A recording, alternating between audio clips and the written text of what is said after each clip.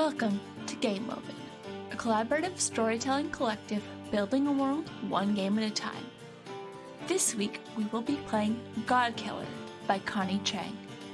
If you like what we're doing here, you can follow us on Blue Sky at Game Oven, or you can join our Discord.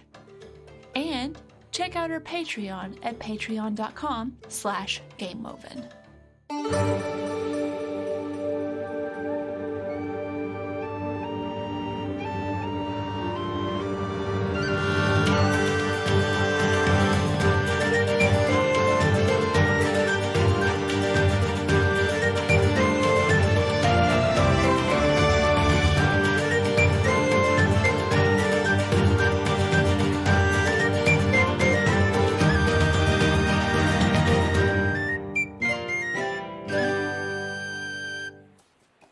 Previously on Game Oven, Litheris arrived in the holy city of Litheris, home to the temple of Elacee, goddess of woven life. There she met her uncle Royce, who informed her that her fate had been to be a sacrifice to Elacee, and that the bond between them still remains. She also runs into an old acquaintance, Kendrick, who tells her more about the city and escorts her to the festival grounds where she gets a good look at the temple. It appears she has arrived on Sacrifice Day, and she must make her move soon if she wishes to save an innocent life. So, she seeks out others who do not like the way things are and wins their trust by telling her story. They offer to stage a distraction that should get her the time she needs to get in and get the job done. Content warning, there is a brief attempt at child sacrifice that happens in this episode. The child makes it to the end unharmed, but if you don't want to see that, feel free to fast forward briefly when Litheris gets to the top of the temple. Unless you have anything else, you are escorted out of the tent. You have 15 minutes until this is set to go. I think just her last parting is to say thank you and ask. I know there are others who are of the same point of view. Let them know and ask them to have faith in me as I do this. Faith. Had too few of it as of late. Had too little of it, rather, as of late. Let's hope you're worth having faith in. Sometimes you gotta have faith in the impossible to make it happen. I mean, you know the story. I do. Go on then, Litheris. She never introduced. No, she didn't. There's a pause as Litheris is like, I did my research. I told you that, right? Like, you said you were there. fair enough. Just, as I mentioned, never got to know my parents and was hoping maybe you might have and we could have talked afterwards, but we can talk later. I have got to kill. Yeah, no, have at it. How do you spend your 15 minutes? She is going to wind her way over to the entry into the building that looks like it has like the lightest guard / the most bored guard in front of it. Absolutely. And is just gonna be nearby and is maybe going to kind of like adjust her scarf, maybe grab a couple other things to cover her face with.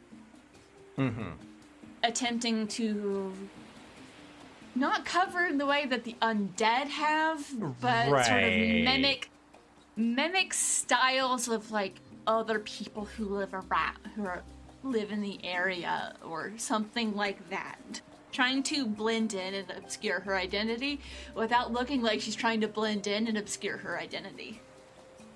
Yeah, you head over towards one of those. There is only one gate to the temple at this point, and it is fortunately like guarded by like a handful of guards. You end up kind of posting up near one of them. This guy, like a bit younger than you, probably like early 20s at this point, kind of sizes you up as you're going through your bag. It's like, hey, how you doing? I'm doing wonderful. How are you? Oh, I'm all right. Another day in paradise, festival day. Only so much I need to be doing. Exactly. It is a wonderful day, isn't it? I suppose so. Ugly business, but, keeps the waters safe and trade free, and, people seem happy about all that.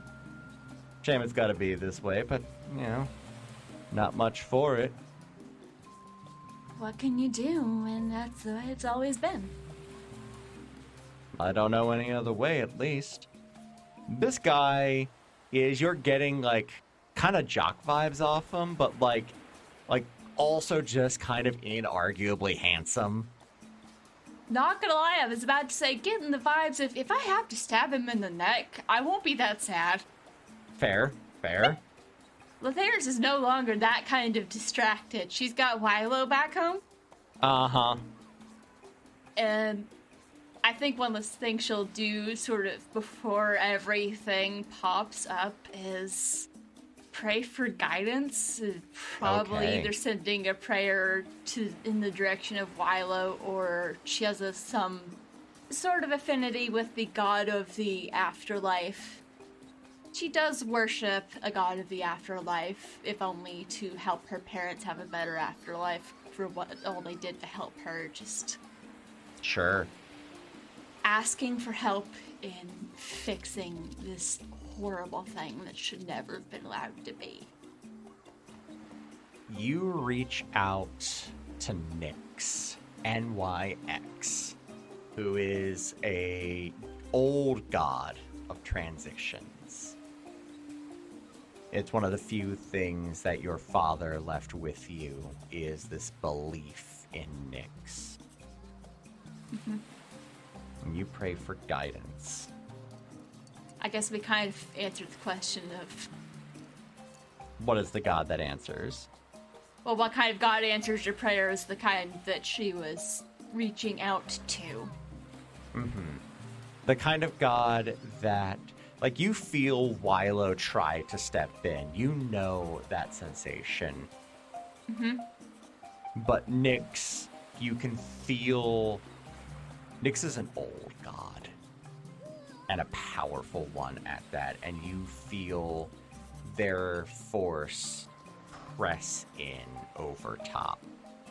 And he sends you visions. Wilo was always a little bit more clear than Nyx ever was, because you're seeing everything through their eyes of constant fade and decay, of transition, of how things were and how they will be.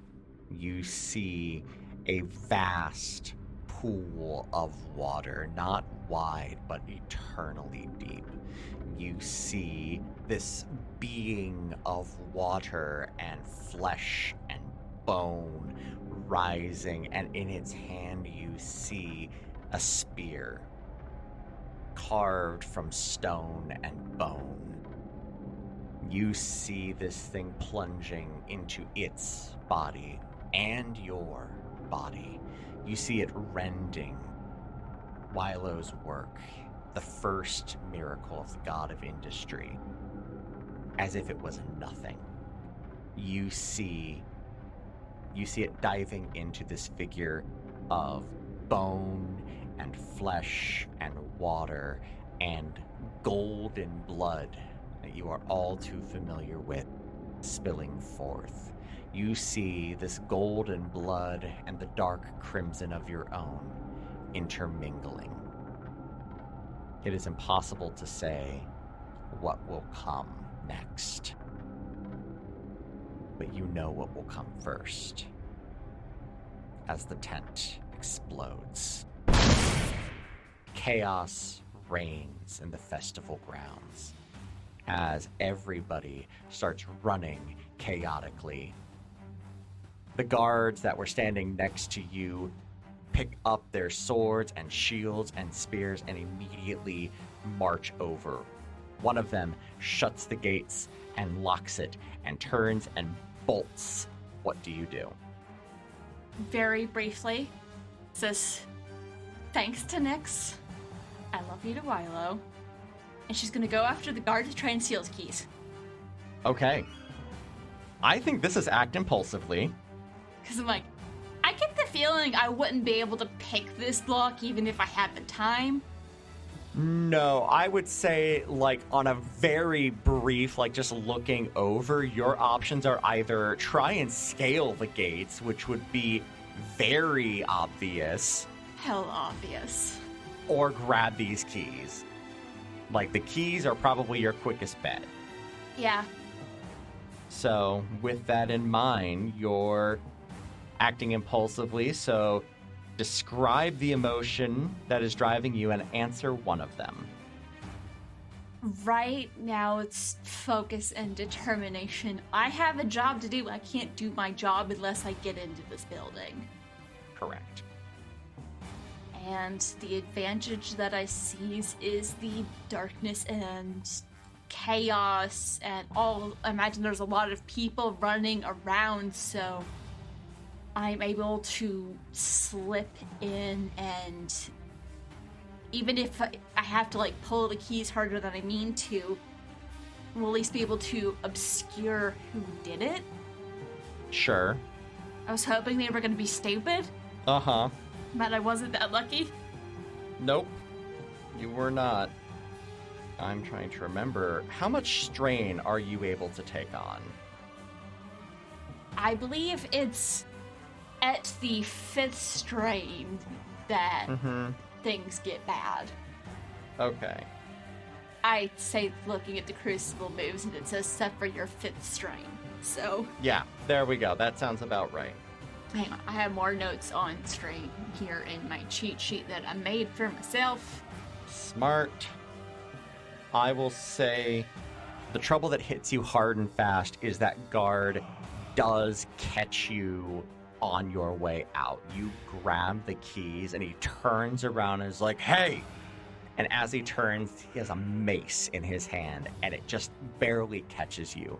You are able to slip into the crowd, and soon enough he is pushed towards his actual target, which is seeing what's going on over at that tent. But you have the keys, but you suffer strain as you are nicked by this mace as you are fading back into the crowd. Yeah, I picture just kind of like scrapes along her arm, like just enough to break the skin and draw some blood. So as she's like tucking the keys into a pocket and starting to head back, she's pulling the fabric of her sleeve away from her arm so it'll be less likely to get blood on it. Mm-hmm. Absolutely. And she's going straight for the door to unlock the gate, and then I think she'll probably like toss the keys away to make it look like she dropped it or something and slip in. Absolutely. Easy enough to do. You shut the gate behind you and turn to face the temple. The Temple of Woven Light. In a city of bright color, it stands as an odd monolith.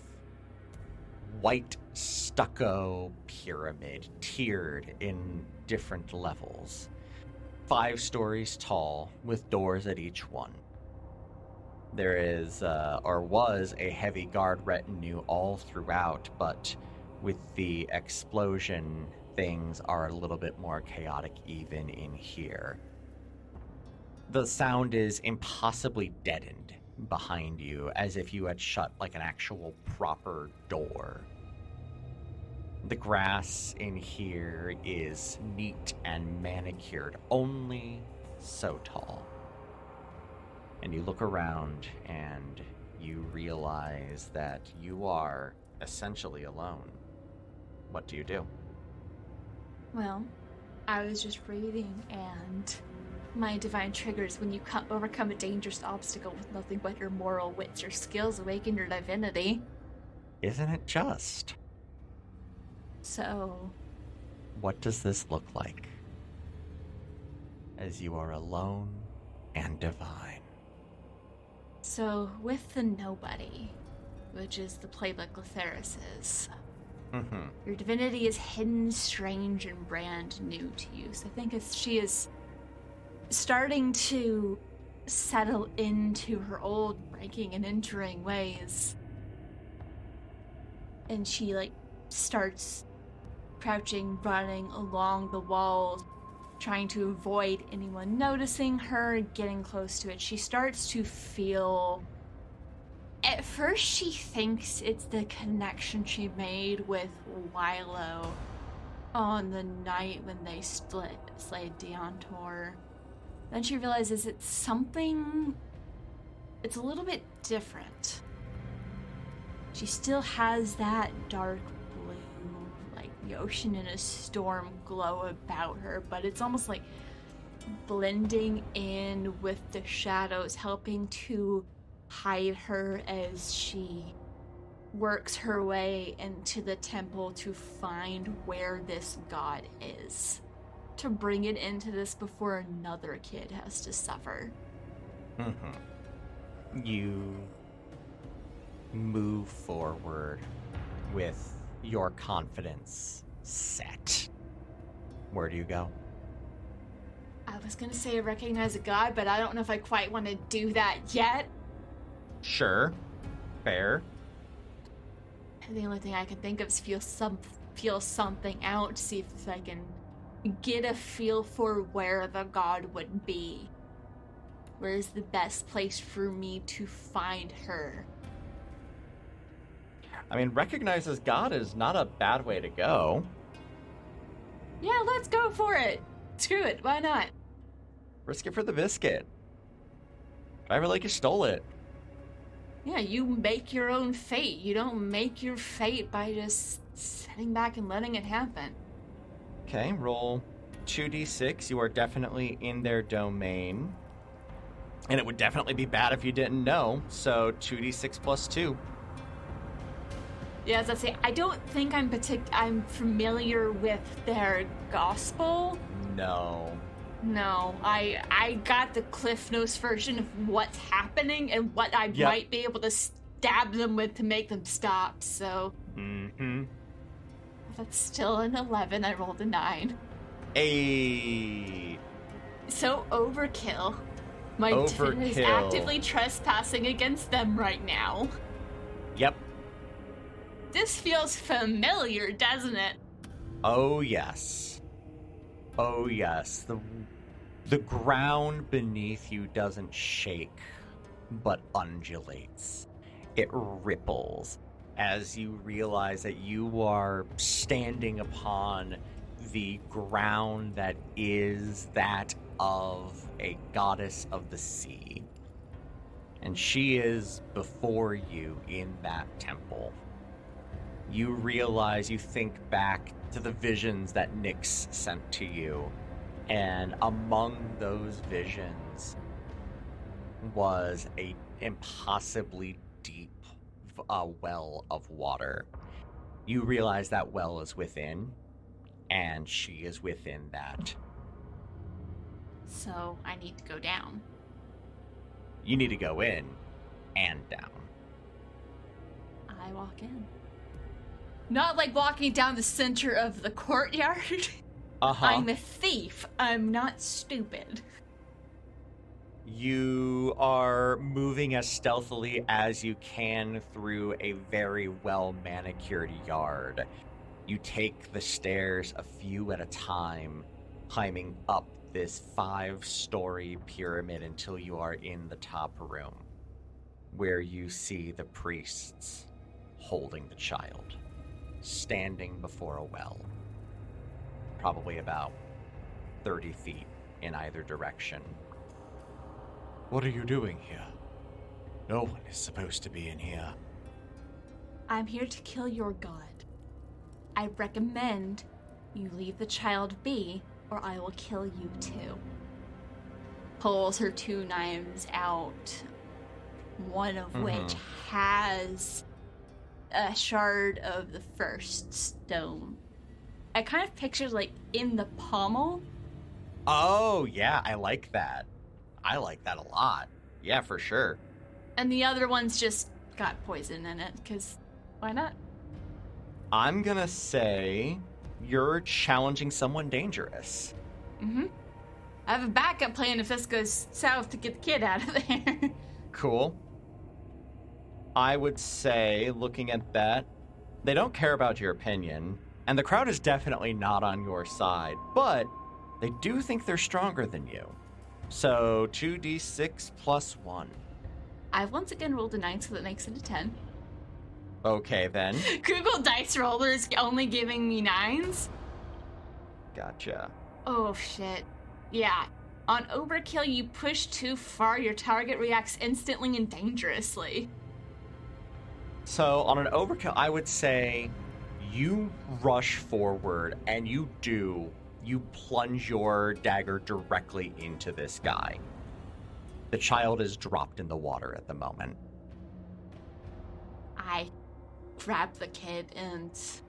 Can I unleash my divinity to have the kid disappear from the water and appear with Kendrick? I don't know who else to just get... My only hesitation, and this is good, definitely cut the... Hey, when you're doing the edit, cut this part, because I don't know if this is probably too much table talk. I don't... Can you kill a god? Can you use your crucible moves without being in divinity? I can trigger my divinity again, can't I? You can. We just got to figure out a way for you to do it.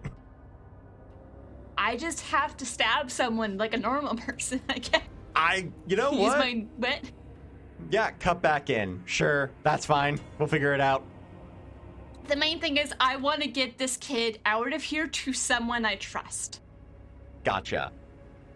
You unleash your divinity. Probably about 700 yards down the cliffside. Kendrick is just shaking his head. Ugh, I can't believe this is... Why is my... And unbidden, their hands are going into a cradling motion. And suddenly, his arms are filled with a slightly wet, sleeping child. Litheris?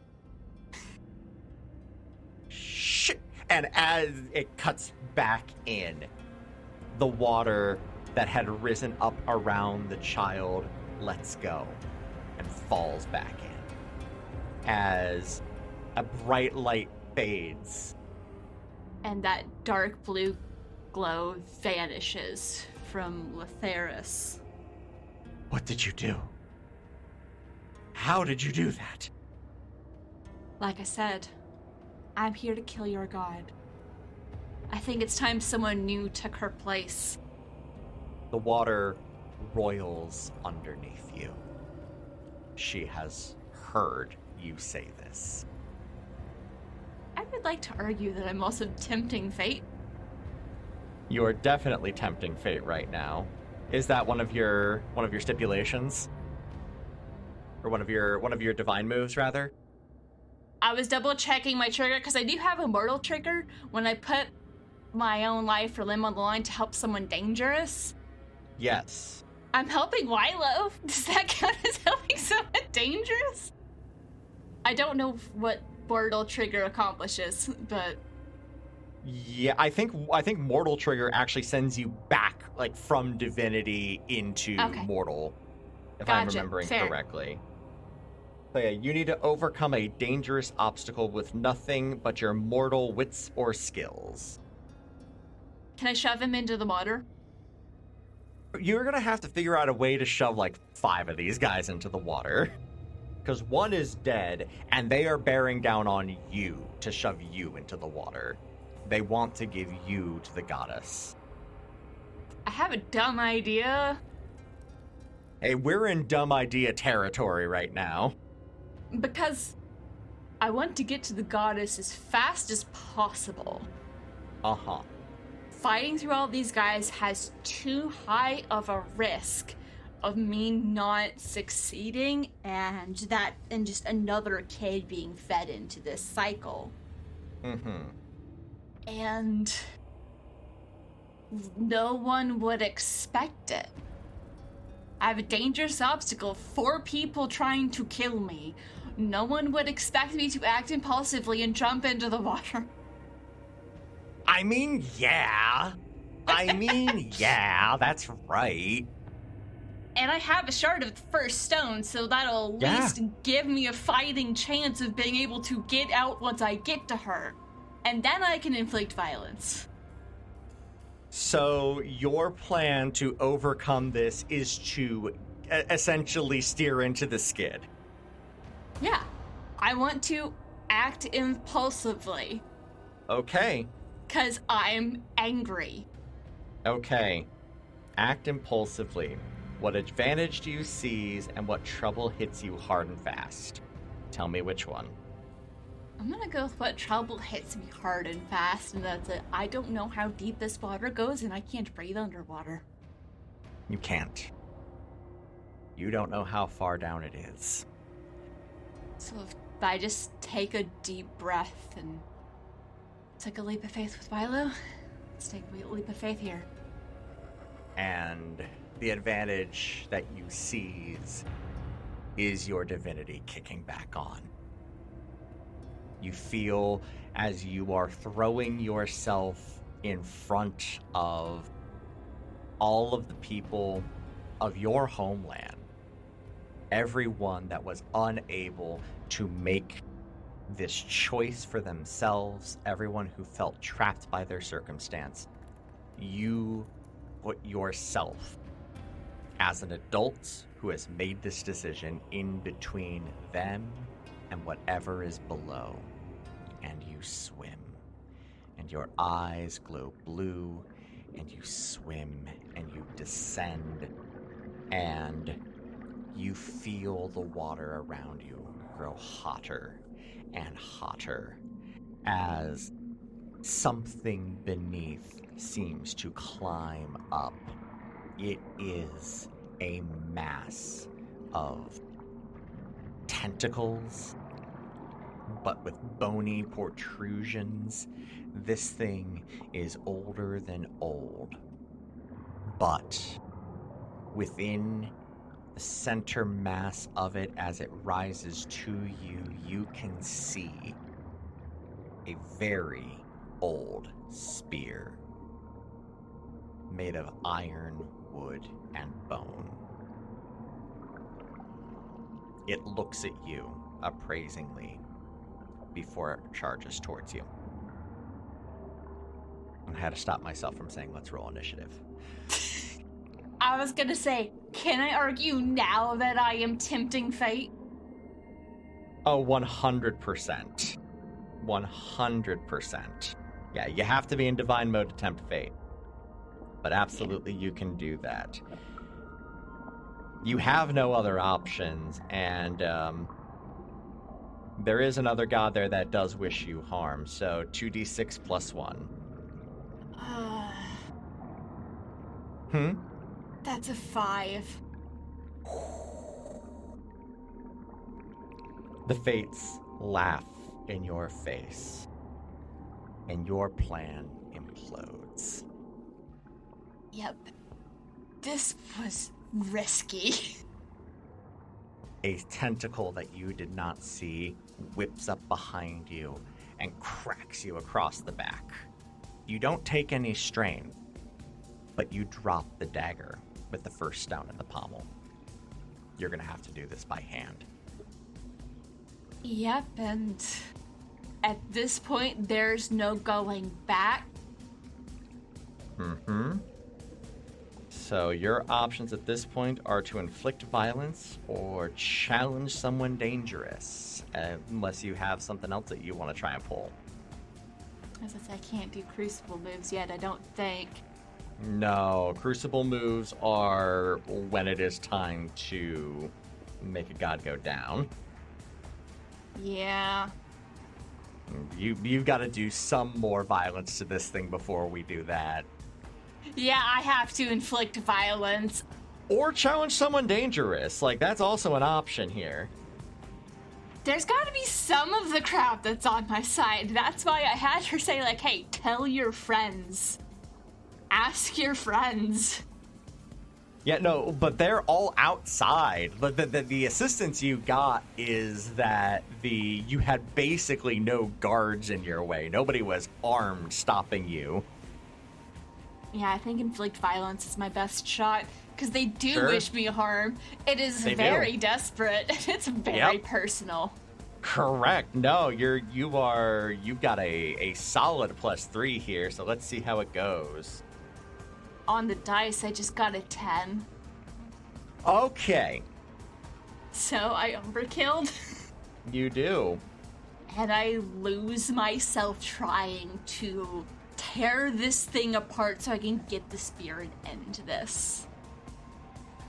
You lunge forward, and your divinity almost seems to create a shield around you, and it expands a little bit. Not enough, but enough to create a little bit of air.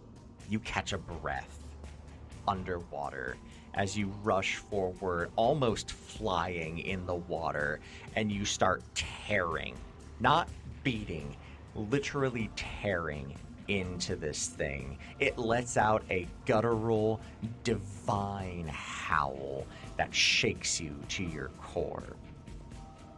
And as you are ripping into this thing, you go and you do grab the spear, but as you grab for it, you lunge forward and out of the well into the temple itself. You burst open a part of the well, and so now water is gushing into the temple, flooding one of the floors that you passed on your way up here. You suffer a strain by charging through. Really hope my uncle's up somewhere high and has run at this point. Uh-huh. Uncle Royce on the other side of the, like on that floor, but on the other side, looks over, it's like, oh, kid.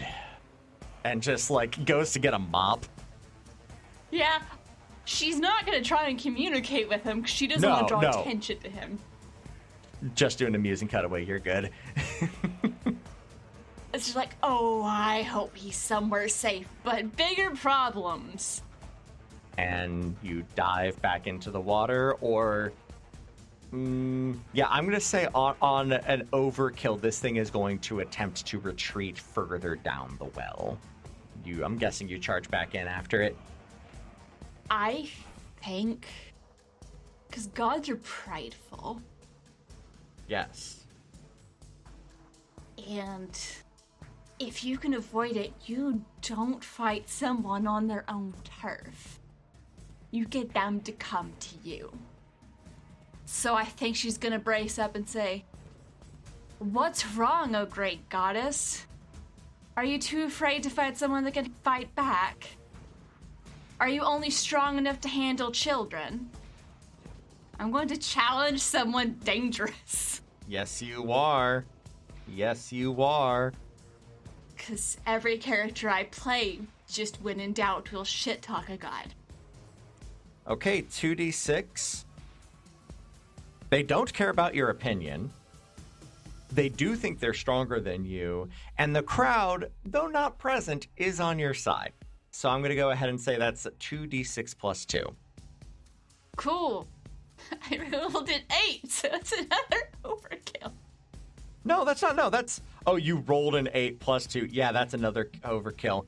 Litheris is go big or go home, baby. A tentacle lashes out, wraps around you, and pulls you forcibly back into the water, down deeper and faster than you thought you could go. You can tell instantly you are now firmly underneath the temple. I think as I am being pulled, I'm going to position the spear so, like, the tip of it, the sharp point, is, like, between my feet, and I got a hard grip on the top part, because I'm assuming I'm being pulled feet first. Yep. So if I'm being pulled into this thing, it is going to stab itself with me. Okay. We are inflicting violence. Yep. 2d6 plus 3. That's a 9. Hey, that's a regular hit! That's a regular hit! I didn't overkill. This part of the fight ends on your terms. What happens? This entity so prideful has not been challenged in this way before, thinks that she is untouchable. Pulls me towards her, wants to have a face-to-face.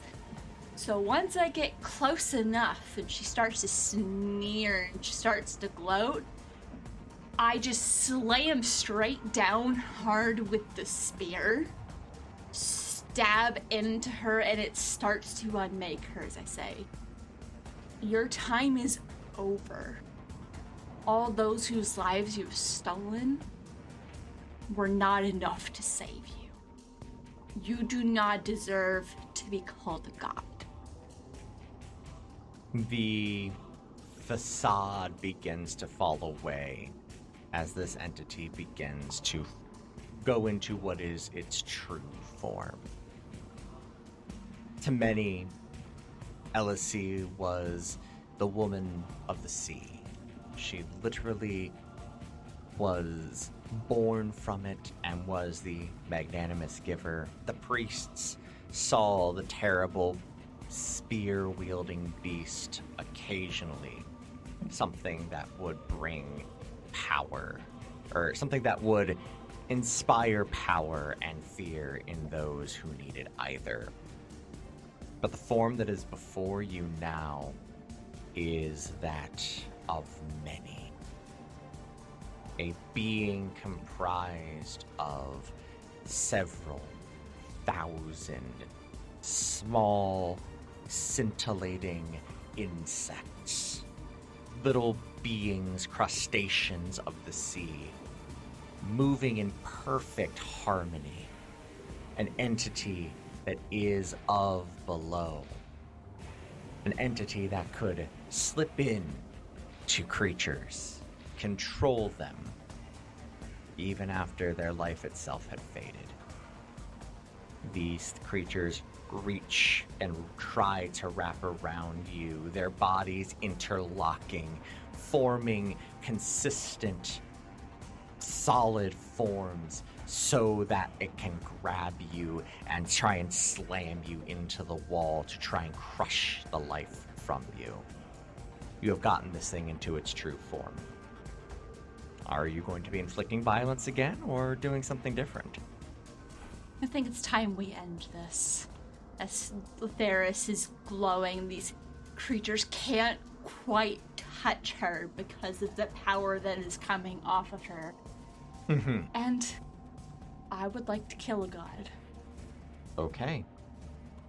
Which is just a straight roll. You confront a god in their true form and exploit their downfall to kill them. Okay. Roll 2d6. I kind of picture how it happens is I stab down and some of my own divinity adds to this pulse of divine energy that just sweeps through these creatures. And I rolled an 8. Perfect. They see something vital from you in this moment. What is it? Don't know. I have an idea, if you'd allow narration. What's your idea? Your restraint. Oh shit. I like that though. Maybe some of her fear or caution. Mm-hmm. As you plunge the spear down, causing this entity that is older than old to die, golden blood surrounds you, intermingling with your own, just as Nyx predicted. You feel a fear of yours. Every little piece of you that held you back, that held Wilo back, dissolve in the water. Or you have done something that not even Wilo did. You did this by yourself. as the spear causes these things to shake and lose their form. The divinity that held them together as a unit seeps into you. The power over death itself, a facsimile of it at least, enters you. And in this moment, you realize that you have a choice to make. Because as the divinity takes hold, you realize that you are ever so slightly connected to all of the undead that Elacee has ever made. Many within the city, some very far away. You can see in this moment, not the whole of the world. You are not omniscient. That's for the creator to have. But you see a lot, and you control a lot. You can't have full control over any of these individuals. This is well within your scope. It's more often easier to just kind of let them do their own thing, though. You don't need to hold on to them. But they are yours to command. Do you keep this particular tool in your kit? Or do you extinguish the undead of Elacee? For a few seconds, Litheris just takes in all of these things that she can see and know through this army of undead who promised themselves to this dark and twisted god that was before her. And she makes note of the things that she sees, but chooses to let them go and let all those lives move on to the afterlife, because they may have served a dark goddess, but they deserve peace or whatever awaits them afterwards. All over the world, in a moment, thousands drop dead. Truly dead. The scarves unwind from their faces, revealing hollowed eyes, pallid skin, taut forms, half-lives, but living no longer. You rise from the pool. Rises from the pool. I picture that once she gets to the top and emerges at the top of this pyramid, I'm assuming. So here's the thing, because you punch the hole, you can't actually swim back up to the top. You're coming out at like the third floor. Uncle Royce has a mop and is just like, "Hey kid, you look different."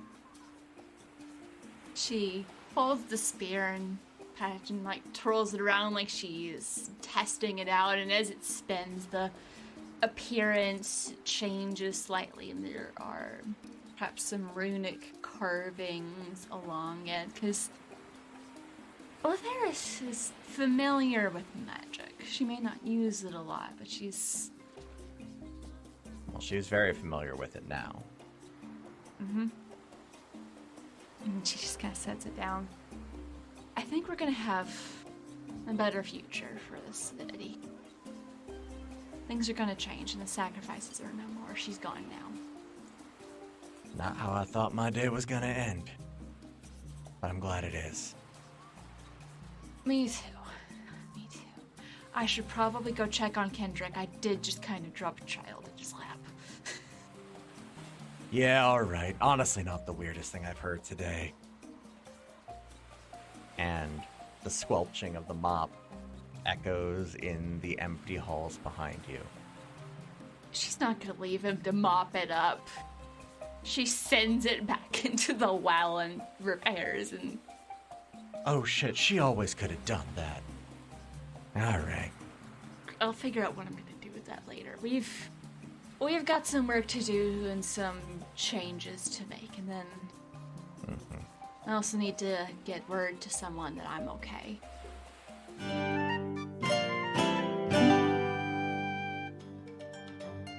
been listening to Game Woven. If you like what we're doing, give us a follow over on Twitter or Blue Sky, and you can go become a patron at patreon.com/GameWoven. This week's game was Godkiller by Connie Chang, featuring Chase of Ghostlight Media as the GM, and me, Brianna Jean, as Litheris.